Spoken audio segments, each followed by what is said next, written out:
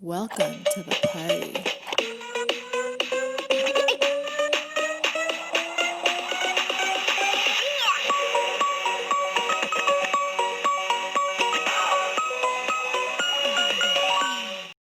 Happy Halloween out there, everybody. It's Johnny and the Greg. And Greg, in true fashion of Johnny and the Greg, we have probably the best guest to bring on for Halloween, wouldn't you say? Oh yeah, most definitely. Yeah. So who do we got here, Greg? We've got. Uh, I I just want to say. I mean, it's how do you put into words the legend? Um, Yeah. Sandy King Carpenter's head of Storm King Comics. That's where we first ran into you, but very quickly we discovered that you have this just rich background in the entertainment business, especially in terms of like horror, which is fits that Halloween theme that we got you here for. So thank you for being on and joining us today. Oh, it's a pleasure. So yeah, I guess the first thing I know, John has like probably a ton of questions about your creative process and how do you do projects and all this stuff. I first want to start talking about comics because I love comics. Um, Storm King, that's kind of how we get to know you. What's kind of the focus of Storm King in terms of what kind of books do you want to put out there? Well, we expanded. It started out that we were just doing the first comic, Asylum, which was a mature audience's angels and demons kind of thing, and dealing with more existential questions. That the reason I say mature is it's the themes that are in our regular comics. We address adult concerns, adult fears, adult hauntings, if you will, in the middle of the night. What it is that bother us as grown-ups, as opposed to hack and slash or ghosts or things that go bump in the night. And you know, as you get older, at every age, different things scare you or worry you. Right. And so we started out with Asylum, and then we went to the anthology, which is the once a year collection of Tales for a Halloween Night. We have a bunch of writers and artists. It's usually a dozen stories, and it's like the box of chocolates of horror. And that, I like to think that a horror fan can go to bed at night and just scare themselves silly with all different kinds of stories. You know, there'll be a ghost story, there'll be a sea monster story, there'll be, you know, all, you know, kind of, there'll be witches, there'll be everything. And then I looked around the table at one convention and realized we didn't have any science fiction, and was really known for science fiction. So that's how we started Tales of Science Fiction, and those are the once a month floppies that come out, and it usually runs 5 issues to tell a story, and then it comes out in a trade afterward. And those again are different types of science fiction, whether it's, you know, hardware in outer space or alien invasions or other types of you know, mutations and things that we associate with science fiction. Yeah. And then I was thinking recently about people came by the table at the conventions and they wanted to let their kids read our books. I said, they're not really appropriate. And they go, oh, they watch Walking Dead. And I go, well, first of all, they shouldn't. And secondly, they're not going to understand what's scary about some of these stories. Oh, good point. I didn't think about that. Yeah. Yeah, it's they're going to see the monsters or they're going to see the severed arm, but they're not going to get the point of what's going on. Right. The true horror behind it. Yeah. Yeah. So I thought, why don't we give them stories geared for their age groups and their concerns? So we launched Storm Kids, and first we started with young adult titles, and one of them was by Steve Niles, and that's Monica Blue, a werewolf story. That's a great book. Yeah, it is. It is good. Greg and I are huge fans of werewolves, so anything that has a good werewolf story, we are on board for sure. Yeah, so that was, you know, our very first one. Then I got Louise Simonson to write a sci-fi story. hyperbreed, and that trade is just coming out this month. But then I started thinking about, okay, what about training wheels? What about something for the 8 to 12-year-olds? Got Neil Edmonds to write the Grimmstown Terror. And I have 2 words for you: booger troll. Booger troll. Walk me through booger troll. Yeah, a booger troll. No. I want to be. Do we want to do that? I might want to be surprised by it. So that one is the one. In fact, if people go to the Storm King Comics site, they can download a free copy of we called it issue 1, and we gave them away on Free Comic Book Day at any of the stores we could reach. But it's actually chapter 1 of what's going to come out as the graphic novel in February. And that's got a brother and sister duo who come back after a camping trip, and their house has been torn up and there's green slime everywhere and their parents are missing. Oh. And they've got to solve that mystery of where their parents went, and at the same time they suddenly find themselves, they've inherited the mantles of defenders of the town from the monsters that are actually there. Wow, I like that. And so it's really fun. Renee DeLise has done these beautiful illustrations, and Neil Edmonds, who's written a lot of Power Rangers and things like that, and Red Riding, he's done a fabulous job. So that's for the 8 to 12-year-olds, but actually it's just a great story. Then, of course, that got me going, and I started thinking, what about the little guys? Because they're always coming by and wanting that gargoyle that's on my table. Okay, yeah. Oh yeah. Cool. Bob the Gargoyle. So I found that I had this other friend, Jeff Balke, who's a longtime colorist, who had created some little characters I really liked. And I got him to write Stanley's Ghost. And that's out this month. Actually, it came out last week. And that's for the 4 to 8-year-olds. And that's like true training wheels for the Halloween holidays. It's not scary, but they get to a group of friends who think they're little animal friends. There's Stanley the squirrel and his girlfriend Natasha, and Baby Fang the baby wolf, and they all think that their fruit's being stolen by somebody. And then they decided that they've seen a ghost, and maybe it's from Bunnyburrow Mansion. Maybe the mansion's haunted. Oh, so it sounds like it has like a Scooby-Doo type of mystery behind it. Yeah, it's kind of a throwback to back when I was a kid and we had DuckTales from Disney. Yeah. And things like that. So it's real family friendly. It's got ghosts. It's got, all kinds of Halloween hijinks for kids and family, and read aloud. Right. And it's in the comic shops now. So my big thing is just so that everybody can have fun and have scares at their appropriate level. That's a great idea. I love that. I love that about. Well, and go ahead, Greg. Well, I'm looking at that now. The Storm Kids, Stanley's Ghost. It looks phenomenal. Like, right, just that one of the things that got me. I just got this link the other day, or yesterday. Yesterday I got it, and immediately I was like, that looks like it is right off of like a Warner Brothers page or a Disney. It's got that level to it of character design, and it's all fun.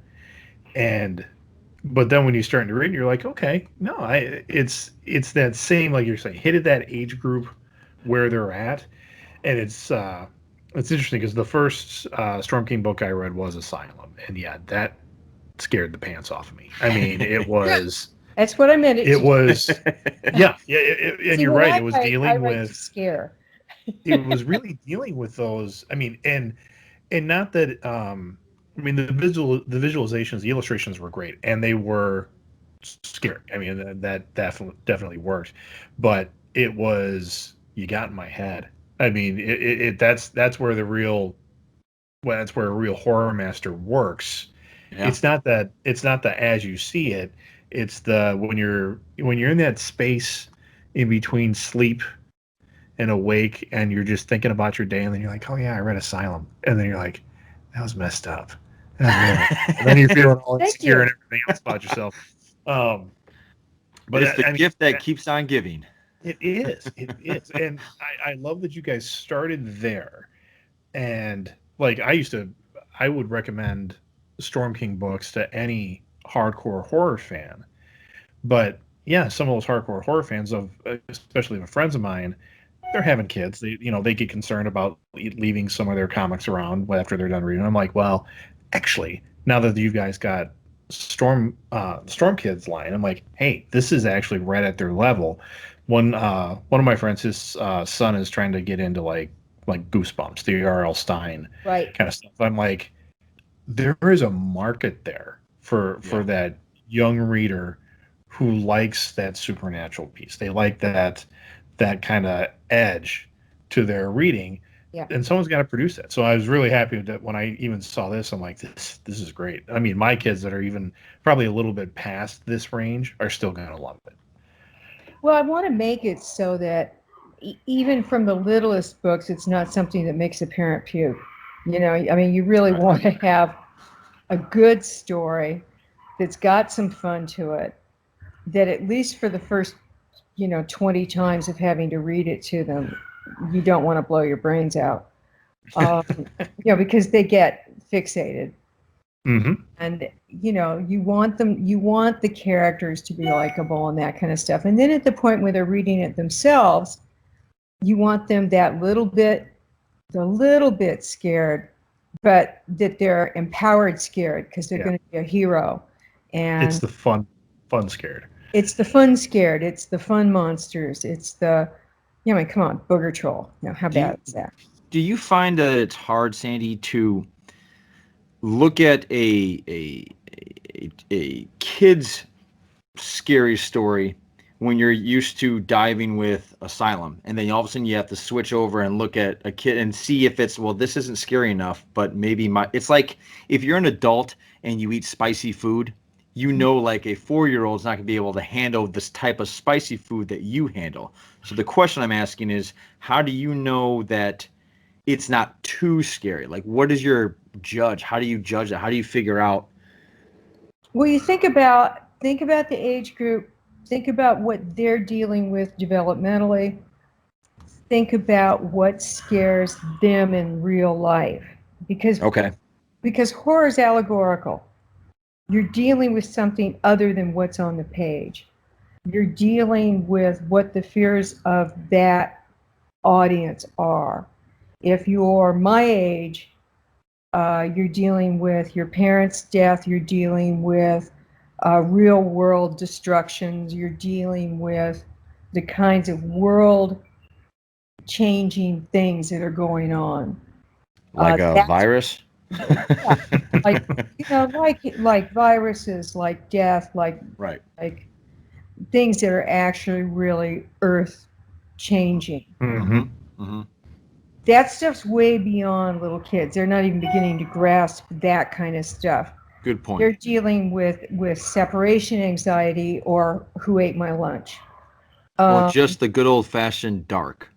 Yeah. What's under bed? I've got one I'm writing right now that's about shadow monsters. Okay. And it has to do with, why is your shadow always with you, and is it a friend or is it following you? Oh, interesting. I like that. Stuff like that. So, their concerns in life are very real to them. And maybe you've just forgotten there's something scary in the shadows.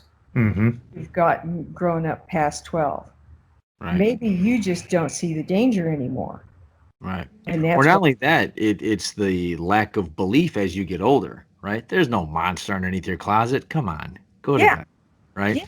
And so, you're blowing off something very real.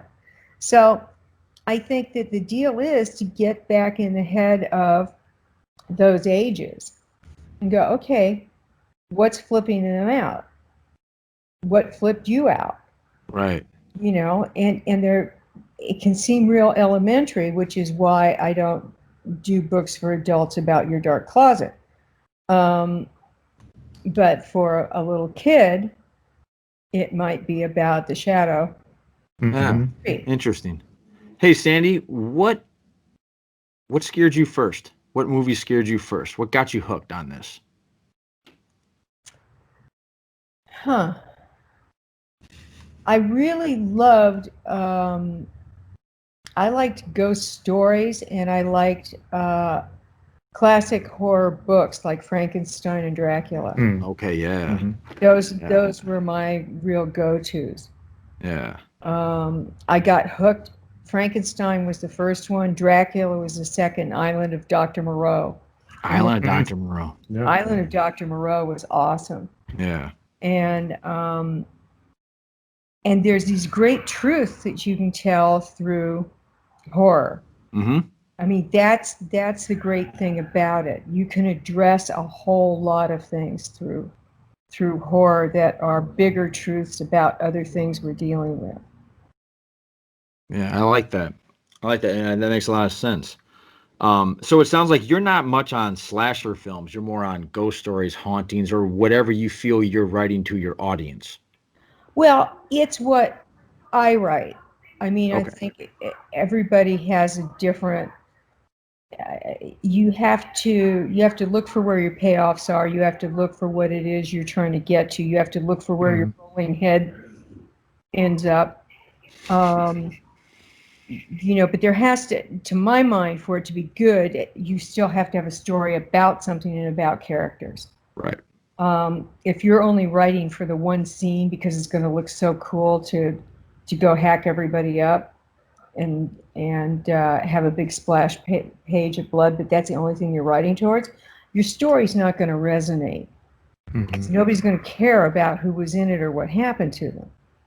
It's just going to be like one cool painting.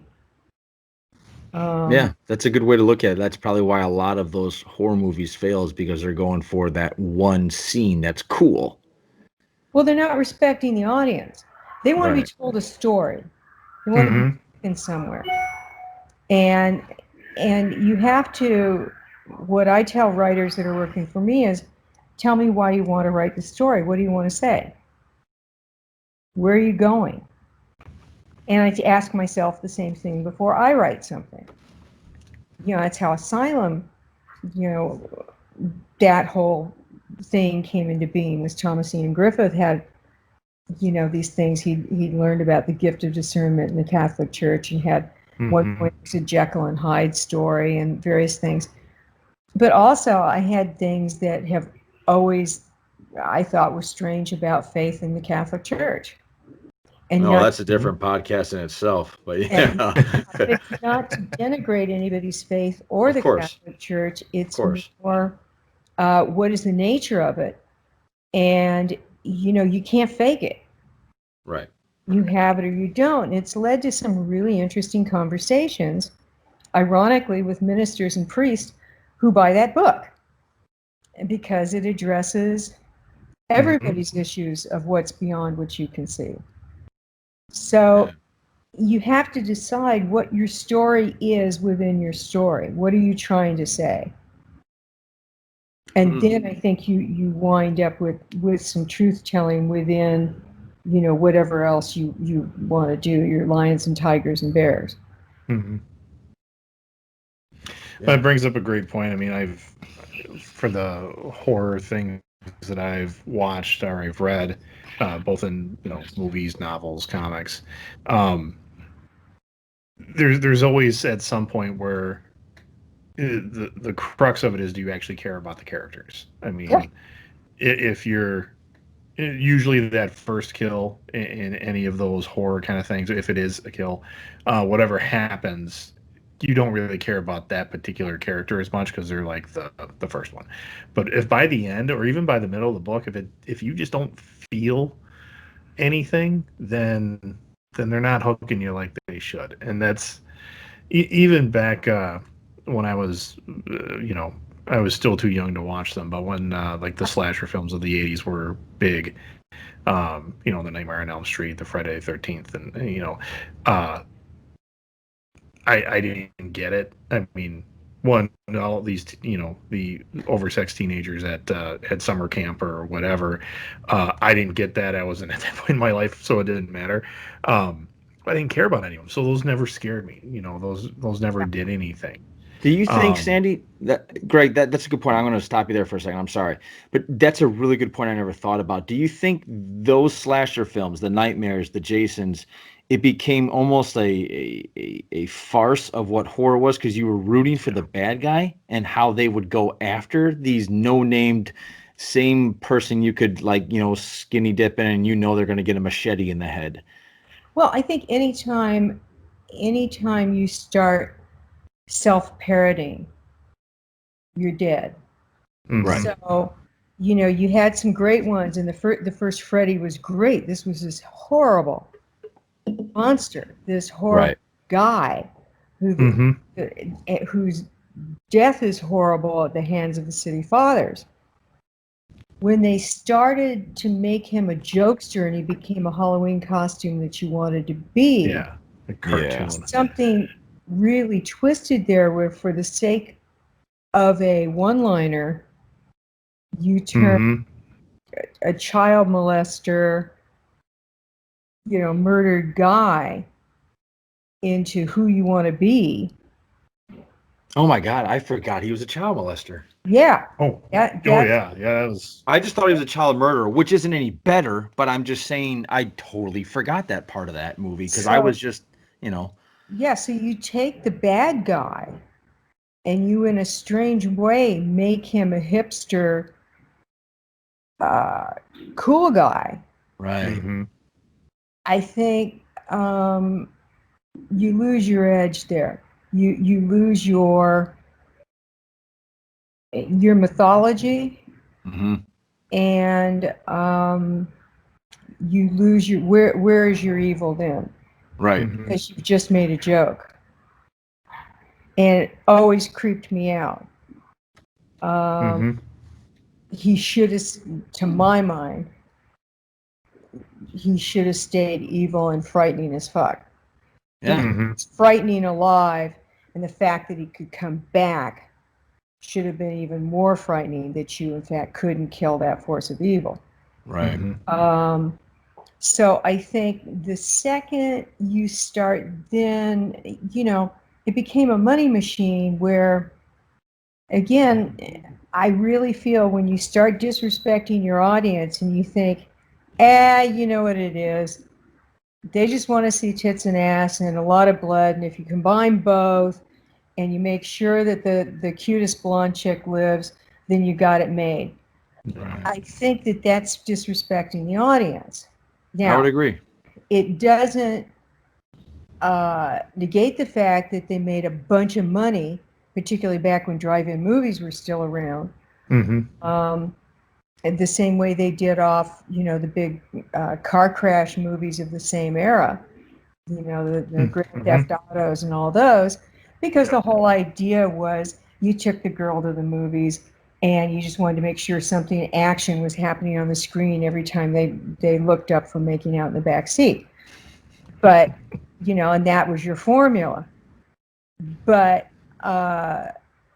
it wasn't storytelling. It was money making. And then when you had nowhere else to go, you started parodying it. And that's what I was going to even. So then when I did start to pay more attention, I was that teenager then in the 90s, and then they started to come out with a new style. Yeah, like a new style of horror movie, but it was still playing off of those tropes that they created back in the 80s, and I still wasn't interested. It still wasn't. Didn't I mean, build it up. right? There weren't characters there. When John asked like what were the scares that I had, or what were the scares that you had, I started thinking about it too, and in no way blowing smoke. The Thing was terrifying to me as a kid because it was indiscriminate and it was this unknown factor. Same thing with like even some of the cheaper, low budget alien slasher type films. I mean, I remember being afraid of critters because I was that age, but they were like these little things from Critters, I space forget that, about that that. ate people. But I Right. mean, it was like that was that thing where it didn't matter. Zombie films a little bit to that point too, because they were indiscriminate. You got to know these characters that it was a small, tight group, and you knew that it was a no-win situation for all of them. Like no one's, if anybody gets out of this alive, it's just for the next couple of days where they can try to survive. Yeah. Left behind the George Romero paradigm where it was a great, again, allegorical tale about society. And, Yes. and he did really daring stuff. Whoa, a black man saved society and then, of course, was killed for it. Mm-hmm. Those were really great and daring things you could do Right. because you were doing it low budget and you provided all the thrills and chills and killed things and it worked. The financial model worked. Right. But then they left it behind and just ate people. Yeah. And I think that if you look at the best of the horror filmmakers, and the reason that their films hold up is they're all about something else interesting. If you look at Berg and you look at Romero and you look at John and look at what was it, Serpent in the Rainbow, all interesting things Yeah. going on. Yeah. Let's not go there. Those are nightmares for me. I still can't do this Serpent in the Rainbow. Yeah. Nope. Also, Prince of Darkness. I just don't Yeah. know why I can't watch that. That scares the shit out of me. I can't. I can't. And another one, and I shit you not, another one. It still goes through my head when it's a foggy day. The fog still goes through my head. There's a freaking pirate out there. I know it, and he's coming for me, and I didn't do nothing. Right? That's how I feel, and I almost say it out loud. I didn't do nothing. If you're out there, Guilt by association, dude. You're on land. Good. One that So always we got heard it me. from there, It so was I feel even worse. one that got me. It came out. I think it was an early '90s film, or maybe even mid '90s. I was working in a mom and pop video store when it came out. I think it was called The Prophecy, and it had Christopher Walken, Mm-hmm. but Christopher Walken, he's creepy if he were selling you ice cream. oh yeah, right. But what really got me was at the end of that film, Viggo Mortensen, and I had never seen Viggo Mortensen in anything. He plays Satan, and they made him just look like Jesus with his long hair and his beard and everything else. But then he has a turn in that film where he's trying to convince the main character to more or less come to the dark side. And I believe it was Anthony LaPaglia playing the main character, and they're having this conversation. He's like, "Why don't you just come? It'll be better over here. You come work for me." And then he just turns he's like, "I need you over here." Just kind of, and that hit me. I remember I was sitting in my dad's man cave in his giant, 500-pound TV at the time that was there, and where he made that turn, I was like, "Oh no, I okay, yep, I need to." This movie's almost over because I need to turn it off and go somewhere else, somewhere nice, bright. Yeah. Awesome. Yeah. I'm just gonna go back to The Thing. That for sure. That one side where Kurt Russell's testing the blood. Jeez, I'm like this the whole time. So you're right. The story, it was terrifying because you were isolated and you didn't know who was your friend, and you knew there was something out there that was going to just assimilate you. Really, it's horrible. It's a construct of suspense. Yes. Take Absolutely. that scene and you take the dog going down the hallway looking in doorways as it goes down. Damn it, you're creeping into the camera. Cut that out. You're freaking me out. But it just goes. And that's, it's the element of suspense. It's like, how long can your nerves be strung out? Yeah.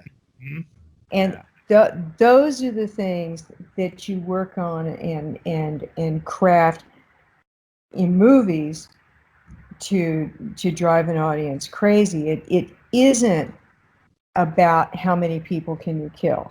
So that's You know, interesting to me. I'm sorry. Go ahead, Greg. I Well, gotta write this down. I'm in the middle of this conversation right now with my wife because I've got a sophomore in high school and I've got an eighth grader, and they're wanting to explore more of the media they digest. And I'm, it's Halloween, so they want to watch some horror stuff, and what's the horror that we want them to watch versus not, and what's more age appropriate and things like that, and trying to be good parents about it. But at the same time, knowing what I was watching when I was in eighth grade didn't matter. Um, the idea of what is horror versus just suspense, what is a thriller, and like those genres just interweave so well that I would love for them to watch a great ghost story, Bless you. like Sorry. like what lies beneath, was that, I believe Yeah, that's the Harrison Ford. That is a Yeah. great ghost story. Mhm. It It is. deals with some more adult concepts in there. Do I want my eighth graders to see those? I think he'd be okay. You know she's talking about them behind your back.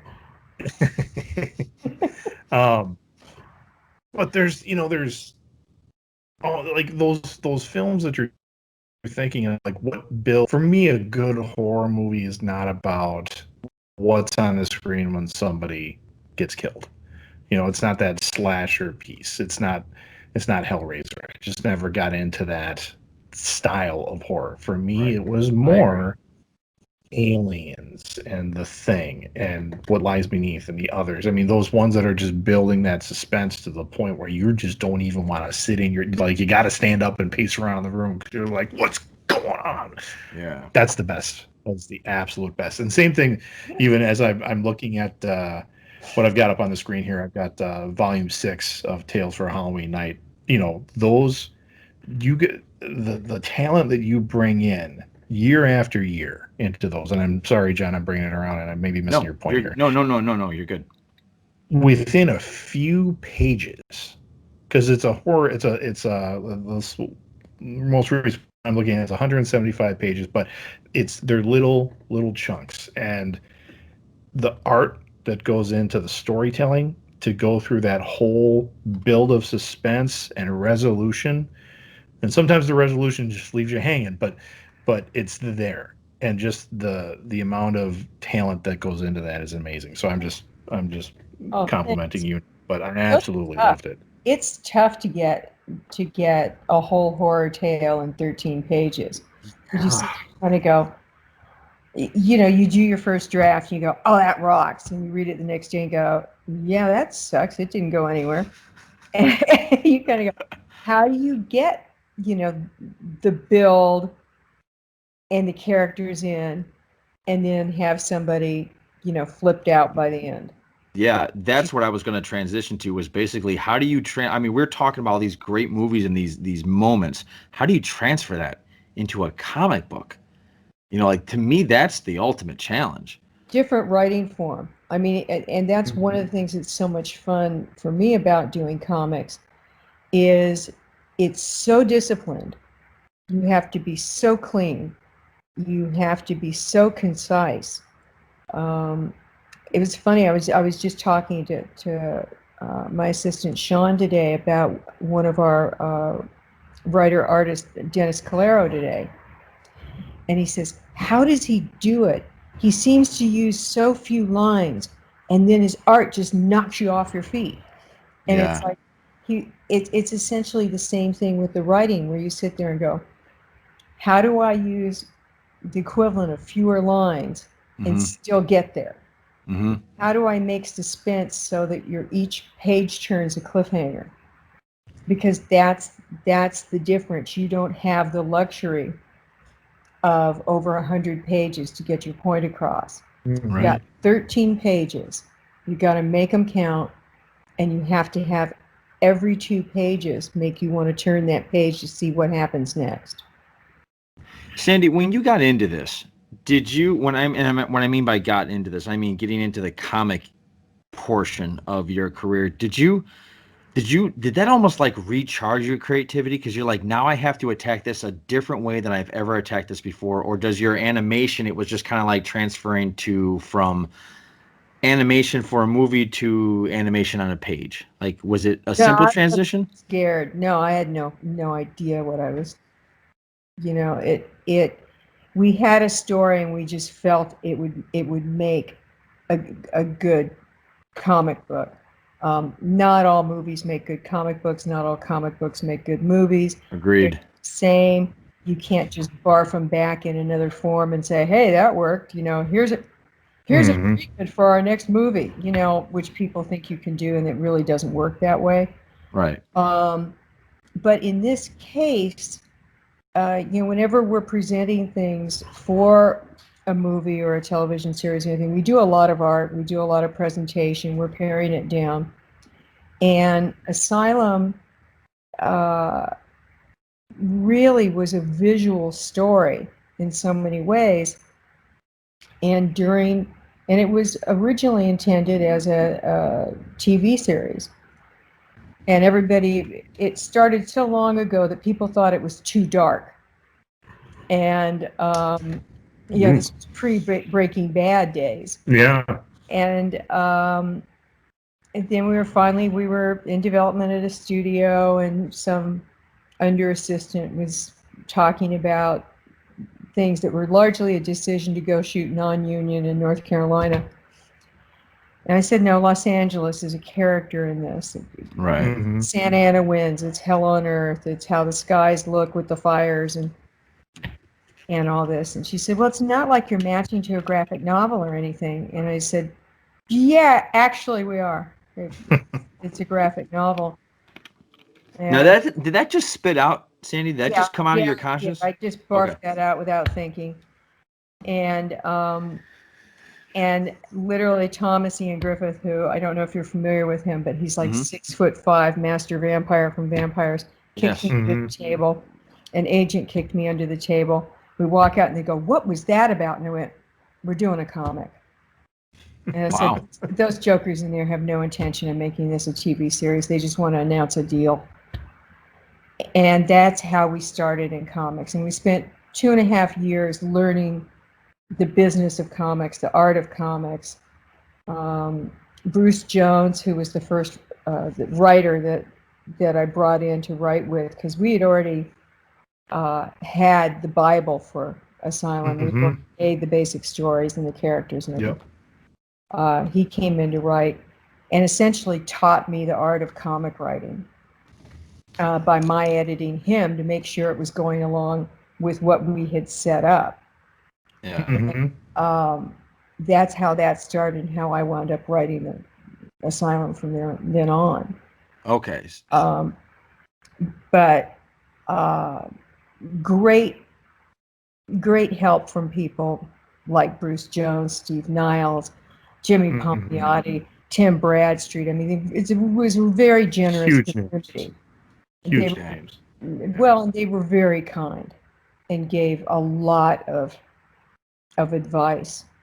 And then a whole bunch of them, well, they all work with me now. Well, and you brought up Steve Niles. His 30 Days a Night is Yeah. one of those stories when we talk about how do you gotta scare people, and like there's a million vampire stories out there, but he just did it different, Yeah. and I think that's part of the key is you do something different. And I love the graphic novel ending much more than I like the film ending. Agreed. But overall, just the way they transfer it, I mean, and I think it looks great on screen. I really It think they does. pulled off that look.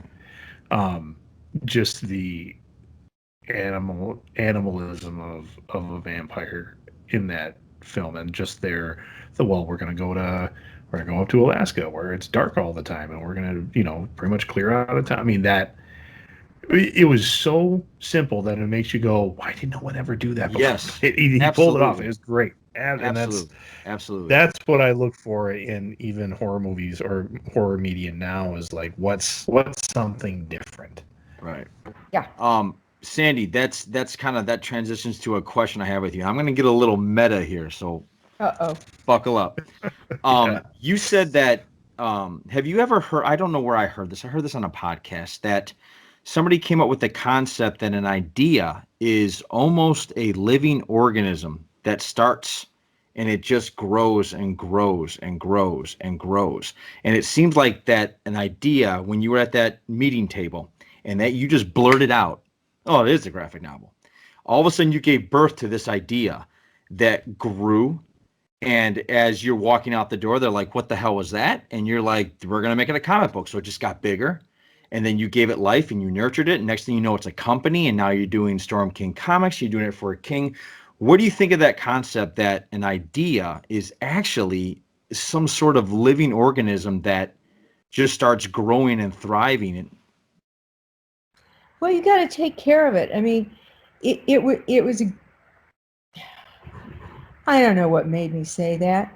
I think it was that I knew that it was at a dead end where it was. And I think that if you have an idea that interests you, I mean, maybe I just like scaring myself. But it seemed doable to me, and I didn't know how hard it would be, but most things are hard. But yeah, no guts, no glory. yeah, I agree. But that's an interesting notion that I just see it as opening doors. Right. We were talking about this at the Comic-Con. You're right. Yeah, it's just keep stepping on through. Yeah. And mostly, I just think it's a gas to do. I never meant for it to become this big. I think if you told me, okay, now you're going to form a company, and then it's going to do this and this, and then it's going to do, Yeah. it just, I did things out of necessity. Because the first people that we were approaching about going to them with the comic book all thought we were just stupid Hollywood people that would fall for any line and do a one shot, and that it was a vanity project. Yeah. And I don't do anything as a vanity project. We do things to entertain people. Mm-hmm. And so that's what resulted in forming the publishing company. And, each step really feels logical to me. It's like looking down at the table and say, what's missing? Okay, what's missing now? Okay, what do you think we can do that's interesting now? And, it's more about, to me, I just do what seems logical next. And I'm sure that's how you'll get to see my next, boneheaded maneuver where you kind of go, what were you thinking? And you kind of go, well, it seemed like a good idea at the time. Maybe that'll be how we'll remember you, Sandy. It seemed like a good idea at the time. I had one question. Greg hates when I do this, so I'm sorry, Greg, I gotta do this. Uh-oh. Sandy, I don't even want credit. I just want to throw you an idea, and I want you to take it, run it, take all the credit you want for it. This is just an idea I have, okay? Have you ever heard of the Viaduct Society? Oh, God, no. Okay, no, it's cool. The Viaduct Society is actually named after some guy in the 18th century who was like the modern day. He invented like the CSI. Like he looked at solving crimes in a unique, different way. He was the father of it. The Viaduct Society is almost a pro bono where all these experts from different fields come in and they go over an actual cold case and they try and solve it. It happens in Philadelphia. They have this cool, creepy little house where they do it. And I thought, what if you took that idea and you make it into a supernatural thing? Go. It's all yours. I don't want any credit for it. I'm not going to come on this podcast saying anything else. Just have the guy that got murdered, Johnny Angel. That's it. I'm done. That's my pitch. I don't want 1 ounce of credit. Because Greg can attest. I'm the idea man. I can't put anything to work. I'm an idea man, and that's all I know how to do. So. Got to start making things work, dude. Yeah. Well, the podcast helps. Good. All right, I'm done with that. I'm embarrassed myself enough. Greg, I'm sure you have questions. Oh gosh. Yeah, like what's what's coming up? What's coming up? We got a couple of series coming up. One which John, you're going to be interested in when it appears because it's got some interesting connections to what you just talked about. And so essentially there's two series at two different networks that are waiting on the COVID situation to Okay. go ahead. So we're and- talking like and we're talking TV series? Yep. Oh, So you it's got series. back into that, huh, Sandy? Yeah, they're oh yeah. Yeah. So there's two of those. There's an interactive feature that's in the middle of being. It's really cool to. It's a neat deal. It's interactive for another network. That's a feature, and that's an interesting process because it has the multiple outcomes and things. So it's a whole different writing style, a whole different structural style, down to how it's entered as a script, because you're dealing with aspects of the story that are a lot like dealing with aspects of gaming, because people are determining certain outcomes that then affect other things. Yeah, like a choose your own adventure. Yeah, so Awesome. that's been fascinating. A lot of branching of the scripts. Yeah, and so that's kind of interesting because it gets so convoluted. I was trying to find my way back the other day to make a certain outcome happen just because I wanted to do it differently. Right. Beating my way back to this other thing, I was just kind of going, come on. Sounds like you were playing the game. Yeah, well, it was like It is. It is in essence because you have multiple outcomes, and I was so frustrated because I didn't want this one character to be dead. They kept coming up dead, and I was just like, shit, who else do I have to undo in order to not have this guy dead? It sounds That's like interesting. a headache, but it sounds like so much fun. It is. And I mean, I think that's the fun, a lot of times there's people that really resist all the changes in entertainment and how entertainment's delivered, and people don't like the fact that there is new interactive stuff, and but they can change my movie. Yeah, they can change the world, so get over it. Instead, it's kind of fun to experiment and see what you can make unfixable by the viewer, so that you can still figure out how to scare them. Yeah. And there's challenges in there because by nature, it's just like the challenge with a comic. How do you manage to scare someone on the page in only 13 pages? Well, how do you manage to scare somebody if they're in control? Yeah, if they're making the Very choice. difficult. If they have choices, how do you then backdoor them in another way?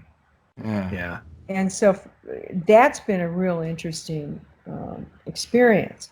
Yeah. And what else we did? We just launched a new Storm King Productions app so that fans can find out everything we're doing as we're doing it. And I think the app has quit failing, so it might be safe to announce it. A year Well, of development and launching it, only to have, like, on the very first day, the Android version like went. Dude, excuse me, but what happened to the beta testing on Android? I don't do Android. It's like, seriously, no one's able to load the Android. Thank you. Yeah. And Thanks, so guys. Appreciate that. Later, I'm really glad it isn't working. But now apparently all versions are working, and it has contests, and it's got great giveaways of Awesome stuff you can't buy, like a pair of sunglasses from the set of They Live, and Ooh. Oh yeah, that's the current. I'd be into that. Yeah. Oh, I'm Yeah. a sucker for that movie. Absolutely a Yeah, sucker for that movie. there's stuff coming up. That was one of those movies that I was probably too young to watch, but I was watching it anyway and absolutely loved it. Yeah. Yeah. So on the app, if you have the app, not only will it tell you things like, oh, like we have a Golden Apple virtual signing going on Halloween, Mhm. things like that. It will also tell you, the contests that are going on, things like that, just to keep everybody in the loop. Cool. Greg, you had a question. We were talking about questions, and you came up with a great one about Lovecraft Country. You wanted to ask her. You remember that question? I kind of remember that question, but you're going to have to remind me because I think my the brain is question going everywhere. was, Sandy, how do you view horror on the new streaming? Was that it, Greg? Yeah. Yeah, kind of along those same lines. 'Cause I'm watching. I mean, it is the season for me. I Right. watched Lovecraft Country. I watched Raised by Wolves. Both of those were HBO series. Very, very different in terms of what they were doing. But then on Hulu, I mean, they're partnered with Blumhouse right now, so they're putting out a lot of stuff. I'm watching Hellstrom which is an actual Marvel series based off of one of their kind Right. of D-list characters. But horror's kind of making this weird little push right now, and I think it even started back with Stranger Things because that had some horror elements to it. What are you seeing out there that I mean? Are you liking it? Are you not liking it? Do you want to see different directions kind of come, or because it seems to be pretty big right now? You know who I think really did the best job that I've seen recently was not the latest season, but Penny Dreadful. Oh, yeah. God, yes. Yeah. Penny Yes. Dreadful really had it rocking. Yeah, Mhm. you're right. Absolutely Yeah, agree. beautifully done. And it took if you had come to me and told me, okay, and then it's vampires, and then this, and they combine every single Just throwing it in trope there. thrown in there, I would have said, guys, what are you doing? That's going to get really corny. And Right. about the time you go, oh, seriously, you go, oh, cool. Yeah. Right. You know, Right.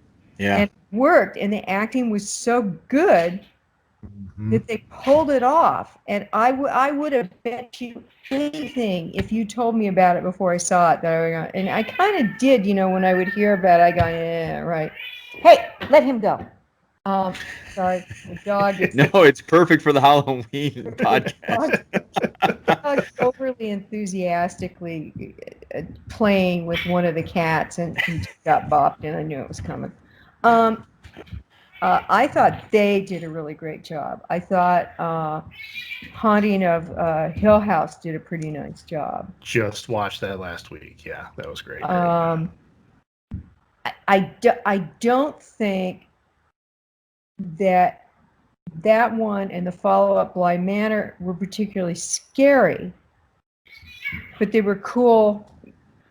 They were coolly It was textured and had nice production value and told interesting stories. yeah. So, particularly for people that are scared of horror and scared of getting too scared, Mhm.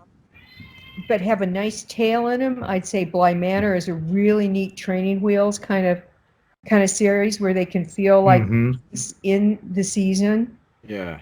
They can say they're watching ghost stories and cool stuff. Mhm.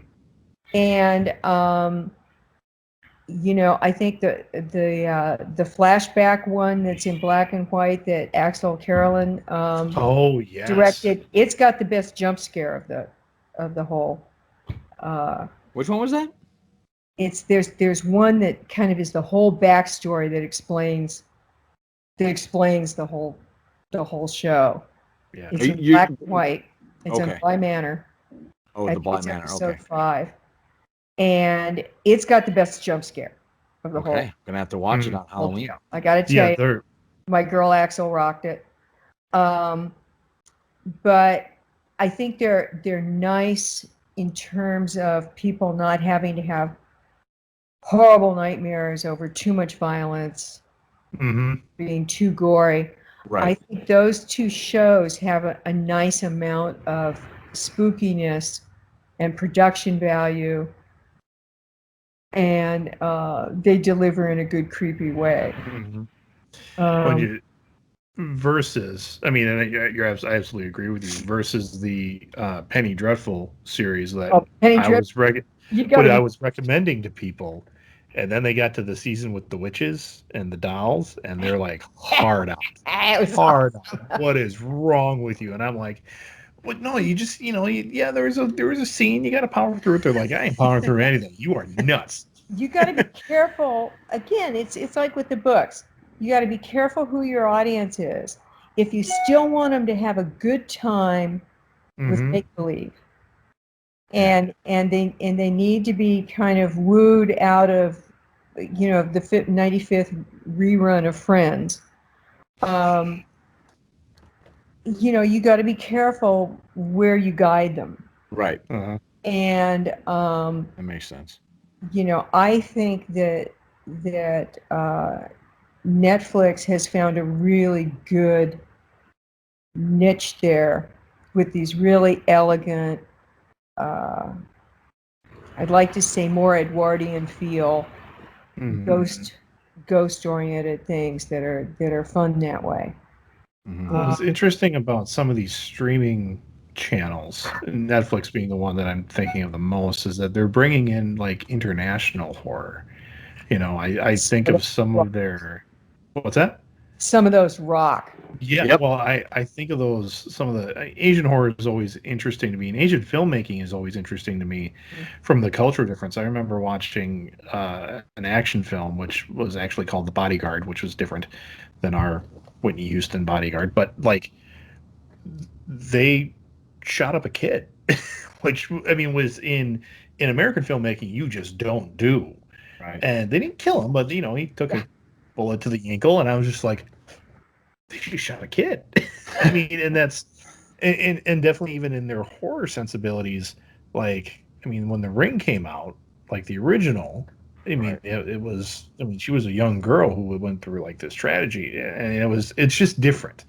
Do you guys think about that when you're producing horror? Is like American audiences just kind of your sole focus, or do you think culturally how that works? I think culturally about how influenced American audiences are and how batshit crazy some people are about, you want to be sure they don't think God's talking to them and telling them to go do something stupid. Yeah. You really try to do cool stuff without advocating somebody try it. Right. For instance, when we did They Live, we had to make sure that Roddy's character let one cop go, that one cop wasn't an alien, because we realized shooting everybody that was aliens. But we were afraid some crazy would go out and shoot all the cops. Yeah. So you have to be really careful about what you're suggesting. Yeah. I you know what? It's a good question, Greg. I didn't even think about that. Yeah, you want to be careful. Some people are so suggestible, you just want to be sure you're not. Right. That you're double checking yourself for that your intended message is what that it's aliens, that it's this, that it's that. Yeah. Which gives you lots of room. I mean, I personally love the Scandinavian stuff. Oh yeah. They're really yeah. dark. There was. They spend a lot of time, without sun, and I have a feeling that really leads to some cold thoughts. Have you watched Dark on Netflix? Have I? Yes. That's I believe that's a have, Swedish. Yes, I have. It's really cool. And that was one of those that even as I'm watching it, I feel like whoever's directing those shows is just whatever he's having his actors do. Like every take is just have to be do less, just do a little less. I mean, because these actors, they're hardly doing anything at all. But I mean, it adds to the nuance of the entire show. Yeah. And yeah, I would suggest getting into that one because I forgot that was the one I actually was watching recently that made me bring up Scandinavia again because it kind of, ooh, yeah, you're hitting it. I put off some of those foreign stuff, or the international stuff, just because I'm like, do I want to? I'm usually watching TV like pretty late at night. It's like, do I want to do subtitles tonight or no? I'll just do the dubbing. Sometimes the dubbing is not great, but Netflix is doing a great job with their dubbing actors and making it match and not overdoing it, so it's well done. Yeah. All right, Sandy. I don't want to take up any more of your time, but I have one question for you that I think everybody wants to know. Uh-oh. What do the Carpenters do on Halloween night? You're going to be so disappointed. We do what everybody else does. Where we live, we don't get trick-or-treaters, but where our office is, we do. Okay. And so normally what I do is go there. Usually I'm in some sort of costume, and we generally have the front place pretty lit up. It's near an elementary school, so I don't go really grotesque.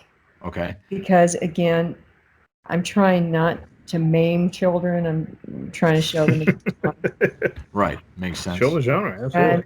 And now we're debating because it's supposed to be, they had banned trick-or-treating. Now they've kind of said, well, okay, there can be trick-or-treating, but no busloads of kids, no. So yeah, it's really right weird now. I had ordered a white werewolf head. Oh, yes. Blue glowing eyes. Now, right now, I really want trick-or-treaters so that I can wear my white werewolf head.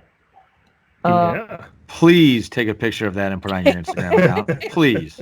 And so usually what happens is our next door neighbors, one of whom's our art director, and his wife works for a studio, and they usually come over and we hang out and have drinks and alternate who takes the candy bowl out to the gate. And our dogs hang out. Theirs are usually dressed as sharks. They're little French bulldogs. And Well, it sounds like us, Greg. yeah. And and it's just real folksy. Hand out candy, look at everybody's costumes, greet the neighbors.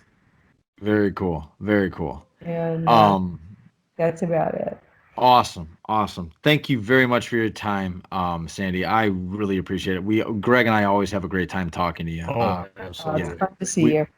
We get psyched. Tell John that we say Happy Halloween. I will just let him know I'm watching that classic. I watch it every year. What's that? He just gave you a thumbs up and waved. Oh, great. Thank you. Can I get a wave? I didn't see him. They need a second wave because Greg didn't get to see you. Oh, he's going to come over here. Oh, awesome. Such I'm going to pass out. Greg, if I now. pass out, you got to continue this podcast. Okay, bud? Oh, I don't know if I can. This is Greg and John. Holy cow, it's John Carpenter. Hey, guys, how you doing? Great, sir. How are you, sir? Good. We're doing good here. Good. We thank you man. very much for allowing us to speak to your beautiful wife and take time away from you guys. We really appreciate it. Absolutely. You guys take care. Thank you, sir. Have a happy you. Halloween. Sandy, I love you even more. Thank you. That was awesome. Totally giddy. But I just wanted, usually we end every podcast with a fact of the day. Is that something you like to hang out for in here? It's about 15 seconds. All right. It's random. So whatever comes up, comes up. Uh-oh. Here we go. Yeah, I know. It could be awesome. Could be like, hey, all right. A man named Timothy Dexter faked his own death to see how many people would react. 3,000 people attended his fake wake, after which he deemed his wife hadn't cried and grieved hard enough, so he caned her. Well, if he caned Well- her, that's obviously why she didn't grieve. I mean, that's not Might the first be time. in this country, but Well, actually, the picture, he looks like it's 1800 stuff, man. Yeah, if he So- caned her, oh, definitely okay. then. Yeah. And hopefully Yeah. she beat the crap out of him afterward and shot him. Yeah, I agree with you. Already his Well, like funeral. I said, she probably didn't cry or grieve because that's probably not the first time he's done something of that nature. Yeah. So, all right. She planned to cut. She planned to once again, cut off everybody out his there. various members. Once again, out there, everybody out there, thank you for listening. Be safe on Halloween. Have fun. Don't have too much fun, but have just the right amount. Sandy, once again, thank you so much for everybody that's listening. This is Johnny and the Greg podcast out. Oh my God, that was so much fun. I'm waving.